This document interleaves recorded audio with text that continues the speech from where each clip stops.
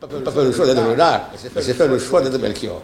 Si voter pour celui qui n'est pas bon, être coupable d'avoir installé un gouvernement déficient qui n'a rien su prévoir, ne peut rien empêcher. J'ai écrit l'Afrique révoltée lorsque j'étais étudiant, j'avais 27 ans, 28 ans. N'est-ce pas? C'était pour dire non à la colonisation à l'époque. À ma manière, Yahya Boni était le moins mauvais des candidats à cette époque-là. Quand les gens croient que le pouvoir c'est indulgent, qu'on mange le pouvoir, c'est pas mon choix ça. Il faut avoir l'intelligence de l'humilité. Ce n'est pas être humilié, c'est pas raser les murs. C'est dire, je ne suis pas le plus intelligent du monde. Nous égayons trop. Donc c'est quoi? Il faut se prendre soi-même et apprendre à se discipliner. La haine de la discipline, comme dit Césaire, c'est une de nos tares.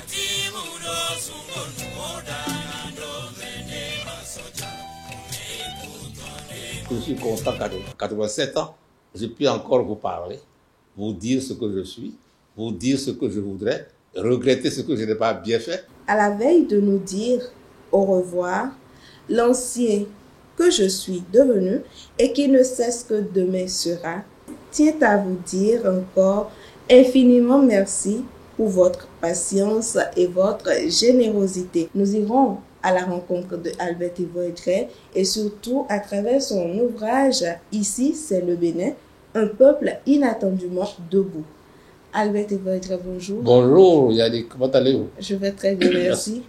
Dites-nous, quelle est la leçon première qu'on pourrait retenir de la vie de Albert Ivoire-Edrey?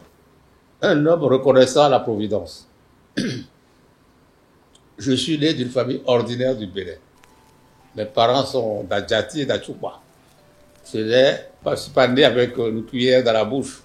Je suis né comme tout le monde avec des parents ou des grands-parents, laboureurs, paysans, etc. Mais toutes les circonstances ont favorisé dans la rencontre avec des missionnaires chrétiens, catholiques, qui ont permis à mes parents d'avoir une école, d'avoir un enseignement, d'avoir une pratique religieuse dans laquelle je me trouve dans un espace porteur. Voilà ce que je suis. Mais j'ai eu la chance d'aller à l'école et d'apprendre à devenir un enfant qui doit se comporter dans la société et doit se dévouer à la société de manière ordonnée et de manière satisfaisante pour lui aussi. Vous avez beaucoup appris et vous êtes du professeur des lettres que vous êtes aussi adonné à la politique. Dites-nous comment est-ce que ce mariage-là s'est fait entre Albert Ivoire-Edrey et la politique? Le mariage s'est fait à mesure où j'ai une sorte de mobilisation intérieure vers les autres. On ne vit pas seul. On est dans une société où il y a des injustices éventuellement, où il y a des actes de manque et où on ne peut vivre que dans la possibilité de s'entraider, de vivre ensemble en harmonie. Alors quand il y a des déficits, il faut combler ces déficits-là. Donc cette vocation de service public, n'est-ce pas, est une vocation que tous nous avons. On ne peut pas vivre en étant isolé dans ce petit coin. Et donc, moi, j'ai développé, comme d'autres, ce sens-là du service. J'ai été appelé aussi par le fait d'avoir eu l'ambition ou la volonté d'être au séminaire, d'être prêtre, d'être proche des gens. Quand cela n'a pas été le cas, mais ça a été aussi la possibilité de continuer à servir une société dans la santé, dans l'éducation, dans la réparation des injustices, dans le fait que l'homme humilié de l'homme n'est pas voulu de Dieu, et par conséquent, je n'aime pas la colonisation, je n'aime pas la possibilité qu'il y a, n'est-ce pas, de dominer l'autre. Et donc, ça m'a conduit à mon combat contre le colonialisme, etc. Et à mon combat pour l'indépendance, à mon combat pour la politique. Et voilà comment je suis devenu non seulement un enseignant, mais aussi quelqu'un qui doit pouvoir communiquer à la société sur la pédagogie de se mettre debout soi-même. Vous aviez commencé déjà par nous dire que vous avez été éduqué dans l'environnement politique. Est-ce qu'il n'y a pas un contraste entre la vie chrétienne et la politique? Oh non, il n'y a pas de contraste dans le service. Et vous verrez dans ce livre à la fin combien je mobilise les consciences pour le service à autrui. Vous avez des malades, qu'est-ce qu'on fait? On les soigne. Et quand on est dans la famille, on va lui apporter des oranges à l'hôpital, etc. Mais si vous êtes le ministre de la Santé et que vous avez une politique de la santé, les moyens d'équiper les hôpitaux, les moyens de former des jeunes, que les femmes accouchent mieux, qu'il y ait moins de morts d'enfants. Mais c'est ça, la politique sociale, qu'un chrétien, qu'un musulman, qu'un homme qui croit en Dieu à ses frères, c'est ça qu'il doit faire. Et par conséquent, il y a ceux qui ont cette vocation-là, qu'il faut encourager à le développer. Mais il y a ceux qui votent. Alors, beaucoup de gens disent, ah voilà, mais si vous votez mal, si vous votez pour celui qui n'est pas bon, vous êtes coupable d'avoir installé un gouvernement déficient et inefficace. Et donc, ne vous plaignez pas. Donc, chacun de nous a un devoir d'organiser la société, de faire en sorte que la société soit un espace d'entraide qui permet de se développer. Donc, il n'y a pas de contradiction, il y a nécessité de faire les bons choix. 87 ans de vie, Albert Edouard Melchior ou encore le renard de Drebé, dites-nous d'où sont partis tous ces surnoms. Chacun est caractérisé par ce que les gens perçoivent. Bon, je veux bien. Donc, je laisse aux autres le soin de... Moi, j'ai fait des choix. Je n'ai pas fait le choix d'être renard, mais j'ai fait le choix d'être Melchior. J'ai accepté d'être Albert Edouard et d'être formé pour cela, mais j'ai fait le choix alors conscient d'être Melchior, c'est-à-dire d'être quelqu'un qui essaye de voir loin, d'être boussole, d'être au service d'eux en prévoyant. Qui n'a rien su prévoir ne peut rien empêcher. Vous parlez du si bon français qu'on a envie de vous demander d'où est parti votre amour pour les lettres. J'aime la communication. J'ai eu des maîtres qui m'ont mobilisé dans la communication. J'ai une bonne mémoire. J'ai la chance de cela. Et donc cette mémoire m'a permis de fréquenter les bons auteurs. Je les ai aimés. Hein? En anglais, quand j'apprends l'anglais, dans la Bible, on dit « Books are friends who are always at your service ». Les livres sont des amis qui sont toujours à votre service. Alors j'aime lire, j'aime, disons, me confondre avec les personnages de lecture et ils m'ont beaucoup appris. Mais bon, chacun développe à sa manière. D'accord. Vous parlez d'aimer des auteurs, vous êtes désormais aussi un auteur qu'on apprécie beaucoup. Ici, c'est le Bénin, c'est le dernier ouvrage de Albert Edouard. Mais quels sont déjà les autres ouvrages qui ont précédé ici? Vous savez, je ne suis pas un écrivain, disons, de métier. J'écris quand je veux confesser des convictions. J'ai écrit L'Afrique révoltée. Lorsque j'étais étudiant, j'avais 27 ans, 28 ans, n'est-ce pas? C'était pour dire non à la colonisation à l'époque, à ma manière. J'ai écrit la formation des cadres africains en vue de la croissance économique, c'est ma thèse de doctorat. J'ai écrit Panafricanisme in Action, c'est mon expérience comme secrétaire général de l'Union africaine des Malgaches, que l'université Harvard aux États-Unis a bien voulu consigner dans un petit livre, qui s'appelle Panafricanisme in Action. J'ai eu la chance, ces temps-ci, de faire un petit mot, petit livre que j'aime bien de temps en temps pour rappeler, c'est Mes certitudes d'espérance, qui m'a permis de dire pourquoi accrocher à Jésus-Christ. J'ai la certitude de l'espérance. J'ai dit là dans ce petit livre que vous venez de citer ici, j'ai cité Charles Péguy, qui dit « La foi que j'aime le mieux, dit Dieu, c'est l'espérance ». Je suis un homme qui, sachant ce que la providence va apporter depuis longtemps, j'espère toujours à partir. Notre espoir de demain est fondé sur nos certitudes d'hier. Alors j'ai des certitudes d'hier qui me conduisent. Alors voilà les livres que j'ai sortis. Il y en a un autre dernier qui s'appelle Le bonheur de servir, que vous avez eu il y a quelques années. Et puis bon, la fréquentation, l'observation et l'engagement dans le dernier combat politique qui a conduit au gouvernement de la République m'a beaucoup saisi sur les imprévus, n'est-ce pas, de cet exercice. Et j'ai voulu consigner cela dans un livre en disant, voilà à peu près comment j'ai vu. Dans un livre qui a gagné ici, c'est le Bénin. Mais on a vu Albert Edouard très actif lors de la présidentielle dernière. Déjà, il a affiché publiquement son choix de soutenir le candidat Pascal Irénée Koupaki. Est-ce qu'on peut déjà savoir pourquoi vous avez effectué ce choix il y a quelques mois? Pourquoi Pascal Irénée? Parce que j'aime l'ordre. J'ai soutenu l'ancien président sincèrement, mais je me suis rendu compte d'un homme de désordre. Il n'y a pas moyen de travailler avec lui dans un cadre ordonné. Et donc, ça suffit. Avec un président du genre, est-ce qu'il vous a été facile d'être comme médiateur de la République? Pas facile du tout, mais j'ai fait ce que j'ai pu. Voilà. Dites-moi quelques phrases, comment s'est passé votre séjour en tant que médiateur de la République? Non, d'abord c'était un organisme autonome. Donc je ne suis pas au gouvernement. Donc j'ai pu quand même faire mon travail sur la base de la loi qui a créé, que j'ai dû travailler beaucoup pour que la loi existe. Sinon, on aurait déjà été mis de côté comme étant un décret qui ne constitue pas une institution constitutionnelle. Donc là, au moins une institution légale. Le médiateur est très important dans ce pays.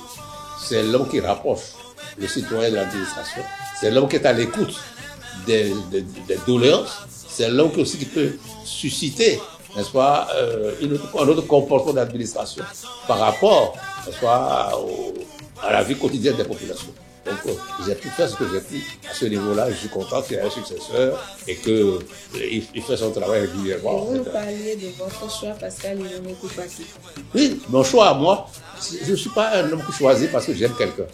Non, j'observe celui qui va être le plus utile dans tel moment. Au moment où nous avons choisi Yahya Boni, il était le moins mauvais des candidats à cette époque-là. Bon, on s'est rendu compte après que sur certains plans, on s'est complètement trompé. Ben, si on s'est trompé, on reconnaît qu'on s'est trompé. Et puis on fait autre chose. On passe à autre chose. Et l'une des choses sur lesquelles j'ai beaucoup insisté, c'est d'abord rendre compte, être ponctuel et répondre à mon souci permanent d'organiser les consciences pour le minimum social commun des populations. Ça, c'est des choses auxquelles je tiens beaucoup. Alors, quand les gens croient que le pouvoir, c'est indulgent, qu'on mange le pouvoir, c'est pas mon choix, ça. Donc, si j'ai fait le choix de Koupaki, ce n'est pas parce qu'il est un saint ou le meilleur, c'était celui qui me paraissait, qui me paraît encore aujourd'hui, celui qui correspond aux nécessités du moment. Et je suis heureux que le président Pascal et le président Patrice Talon aient choisi de travailler avec les deux qui me paraissent vraiment être le plus utile pour lui dans la conduite d'un État moderne. C'est Pascal Koupaki et Joe Charest, à mon avis, et les autres aussi, bien sûr, au gouvernement. Mais ce sont les deux qui tirent avec lui le gouvernail. Bon, tant mieux. Espérons que ça ira mieux qu'avant et que ça aussi, ça prépare la venue de vous autres. C'est quand même une phrase unique, semée de virgules, nulle part coupée de points. Ça, c'est Albert Edouard. Donc, nous allons à présent parler de ici. Ici, c'est le Bénin. Du haut de vos 87 ans, pourquoi choisir d'écrire encore? Et pourquoi ici, c'est le Bénin? Il faut toujours porter témoignage. Verba volant, scripta manent. Les paroles s'envolent, les écrits restent. Beaucoup de choses se disent. Les gens racontent des histoires. Quand ils devaient écrire, vous réfléchissez à ce que vous écrivez. Ça va vous rester, ça vous colle à la peau. Et donc, je témoigne toujours par écrit de ce que j'ai vécu, ce que j'ai vu. Or, ce que j'ai vu pendant cette campagne et pendant la formation de cette gouvernance mérite qu'on le consigne. C'est ce que j'ai tenté de faire. Je suis un historien.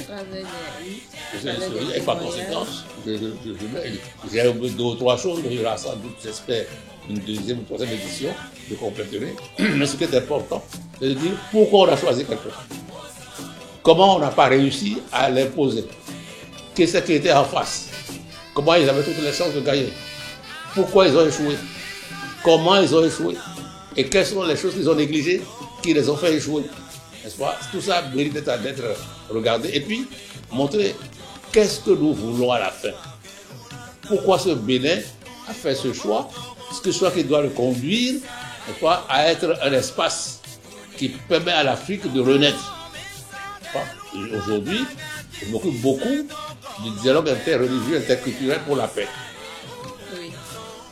Quel est le pays qui est le plus outillé pour contribuer à cet effort-là? Je pense que le Bénin peut être ce pays. Et je suis content qu'il y ait un gouvernement qui accepte de prendre en charge ce genre de dossier et de le faire pousser. Alors, si le Seigneur, la Providence, nous donne l'occasion d'avoir une vocation de ce genre pour l'Afrique entière, quelle belle aventure. Nous allons parler de... C'est difficile à dire, on espère que Albert Évoque vivra toute la vie, tout le temps qu'il faudra sur terre pour édifier la jeunesse. Nous allons vous demander votre leçon, sinon la leçon ou l'enseignement que vous avez à l'endroit de la jeunesse béninoise, la jeunesse africaine et pourquoi pas la jeunesse du monde. Et nous allons aussi prendre votre avis sur les foyers de tension aujourd'hui dans le monde. D'abord, j'ai appris aujourd'hui qu'il faut être humble, qu'il faut avoir l'intelligence de l'humilité. Ce n'est pas être humilié, ce n'est pas raser les murs, c'est dire je ne suis pas le plus intelligent du monde. Quelqu'un est plus intelligent que moi. Je ne suis pas toujours le plus fort. Je dois aussi écouter l'autre. Et c'est quoi je dis? Ce que nous savons n'est qu'une goutte d'eau. Ce que nous ignorons, c'est l'océan. Donc il faut se dire, j'apprends. C'est pas pour ça qu'il faut se cacher. Ce que vous avez appris, il faut savoir le mettre en pratique et montrer que vous êtes compétent pour le faire. Ça, c'est important. Deuxièmement, il faut apprendre des autres à grandir. L'autorité, c'est prendre les autres en charge pour les faire grandir, eux. Et c'est important. Puisque dans ce moment-là, vous créez un espace porteur pour l'ensemble qui se développe. Donc, je voudrais que les jeunes, d'abord, premièrement, acceptent de travailler, acceptent d'apprendre, de travailler, d'inventer. N'attendez pas de dire l'honneur, prenez-moi. Non, regardez autour de vous les besoins des autres et vous pouvez vous-même trouver. J'ai toujours moi inventé les rôles que je veux. Personne m'a besoin d'écrire. Mais moi, j'ai écrit.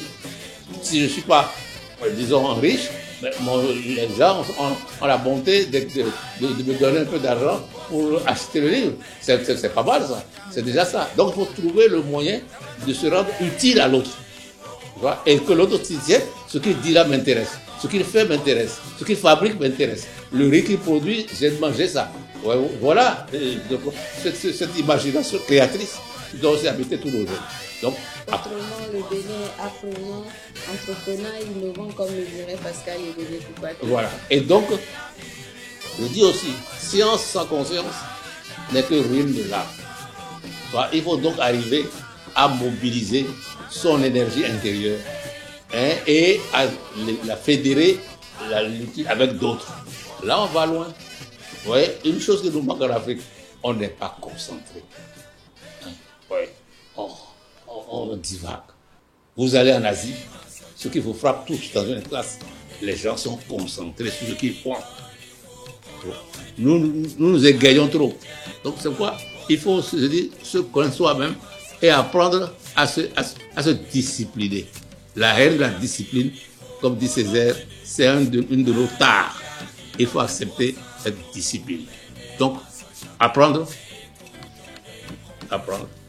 entreprendre dans la discipline et on avance. L'autre chose sur laquelle vous devez vous prononcer, c'est les foyers de tension dans le monde. Écoutez, les foyers de tension, il y en a toujours. Mais il faut savoir une chose. Vous ne pouvez pas vivre tout le temps dans la guerre. Si vous voulez vivre, c'est avec les autres. Agassiz disait, les autres disaient, la bruyère a toujours été longue. Il n'y a pas d'arbre seul. Il y a une forêt. Il n'y a pas de société avec un homme seul. Il y a les autres. Donc, les autres, c'est un intermédiaire entre moi et moi-même. L'autre, et donc, il faut arriver à s'accepter. Et les points de tension viennent souvent du fait qu'on ne se met pas ensemble pour entreprendre. Donc je pense que quand le pape Paul VI parle disant le développement est le nouveau nom de la paix, c'est ce que nous essayons aujourd'hui de promouvoir en disant que la paix sera le fruit d'une initiative d'éducation par le dialogue interreligieux, interculturel, pour que les problèmes d'éradication de la pauvreté soient l'œuvre de tous, y compris des musulmans et des chrétiens ensemble, et trouver toujours chez les musulmans ce qui les anoblit, chez les chrétiens aussi, chez nos religions également. Et il y a des pays dans lesquels aujourd'hui il n'y a pas ce problème-là. Mais malheureusement en Afrique nous avons ça parce que c'est plus ou moins importé, mais je suis sûr qu'avec le travail que nous allons faire, le rôle du Bénin, nous contribuerons largement à ce que l'agir ensemble, le vivre ensemble, devienne pour nous une boussole qui permette à l'Afrique de renaître. Voilà ce que je peux vous dire. Merci Albert, c'est vrai. On dit en Afrique que quand un vieillard meurt, c'est que les bibliothèques ouvrent. On a encore la chance d'avoir la bibliothèque et Albert Everdrey avec nous. Nous allons prendre votre avis sur un peu de société. Albert Everdrey, on ne peut pas connaître votre vie sans être sidéré par votre choix de mariage qu'est la monogamie. Vous avez passé toute votre vie aux côtés d'une seule femme. Dites-nous pourquoi avoir choisi cette option. Est-ce que vous pensez par la même occasion de la polygamie? D'abord, je ne méprise aucun choix. Je suis heureux de choisir un mariage qui dure. J'ai la chance aussi d'avoir trouvé quelqu'un qui s'est prêté à cette manière de faire, de voir. À cette manière, et nous avons toujours été ensemble. Les gens sont surpris, mais c'est comme ça. On a fait ce choix-là, et ce choix nous a porté. Mais en même temps, dans le monde où nous vivons, où tout s'égare à droite à gauche, il est important de dire qu'un enfant naît d'un homme et d'une femme. Et le père au pied, qui était notre premier député missionnaire connu ici à cause de l'épiphanie qu'il a introduite, et qui a été, et pour lequel nous avons le collège au pied à Cotonou, a dit que le mariage permet aussi de maîtriser la planification familiale. Et donc la polygamie n'est pas faite pour avoir beaucoup d'enfants, beaucoup de femmes comme ça. Moi, je suis né en 1929. Mon frère en 31. Ma soeur en 33. Notre soeur a 36. Notre frère en 39, etc. Il y avait un espace. Et donc, dans la société africaine, la polygamie permettait de laisser la femme tranquille quand elle a accouché. Et par conséquent, de faire en sorte que l'homme puisse vivre la vie sexuelle autrement. Et c'était ça la base de la polygamie. On a fait un peu autre chose. Mais l'éducation permet de montrer qu'on n'a pas besoin d'avoir plusieurs femmes pour avoir une vie familiale équilibrée. Et j'espère que plus nous allons, plus cette option est partagée. Maintenant, bon, si vous ne entendez pas, vous créez d'autres conditions pour que n'entre pas en matière. Mais cela dit, je ne dis pas que l'homosexuel doit être puni en tant que tel. Ce n'est pas mon problème ça. Mon problème, c'est de sauver la famille, qui est une grande richesse. C'est de sauver les enfants, qui ne sont pas là pour être des objets, des orphelins qu'on doit se partager à droite à gauche. Non, et il faut être sérieux. L'éducation première, elle est familiale. Nous allons finir et nous avec son plus grand souvenir. Votre plus grand souvenir de 47 ans de vie? Le 48, c'est la proximité de Jésus de Nazareth. Alors je suis extraordinairement pris par lui et il m'a tellement donné l'occasion de le remercier. Je suis content qu'à 87 ans, je peux encore vous parler, vous dire ce que je suis, vous dire ce que je voudrais, regretter ce que je n'ai pas bien fait et continuer à ce que le Bénin devienne le carrefour d'une Afrique nouvelle et renée. Ce sont sur ces mots que nous allons prendre congé de Albert Everdrey. Merci infiniment de nous avoir. Merci.